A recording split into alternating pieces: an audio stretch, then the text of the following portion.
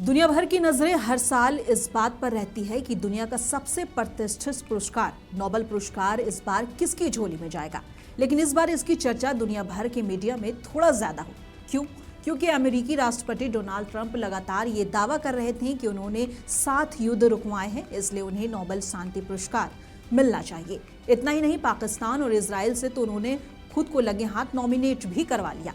इसके अलावा Binyamin Netanyahu ने तो एआई जनरेटेड वीडियो भी पोस्ट कर दिया जिसमें वो ट्रंप को नोबेल पुरस्कार का मेडल पहना रहे हैं। पर वेनेजुएला की आयरन लेडी के नाम से मशहूर मारिया कोरिना मचाडो ने उनके सारे उम्मीदों पर पानी फेर दिया।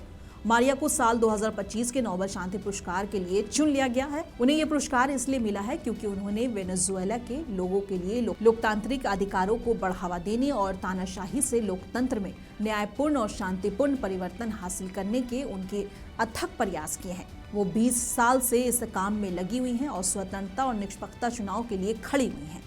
वेनेजुएला में लोकतंत्र आंदोलन की नेता के रूप में मारिया ने गहराई से विभाजित वेनेजुएला के विपक्ष को एकजुट करने के लिए काम किया। उनके नेतृत्व में वहां का विपक्ष स्वतंत्र चुनाव और प्रतिनिधि सरकार की मांग के लिए एक साथ आया। ऐसे समय में जब लोकतंत्र खतरे में है, सामान्य आधार की रक्षा करना पहले से कहीं अधिक महत्वपूर्ण हो गया है। बता दें, ट्रंप ने कोई ऐसा मंच या तरीका नहीं छोड़ा जिसके जरिए उन्होंने ये दिखाने और बताने की कोशिश ना की हो कि इस साल इस पुरस्कार के सबसे बड़े हकदार वो खुद हैं। पर जो वाजिब हकदार था, पुरस्कार उसके हाथों में गई।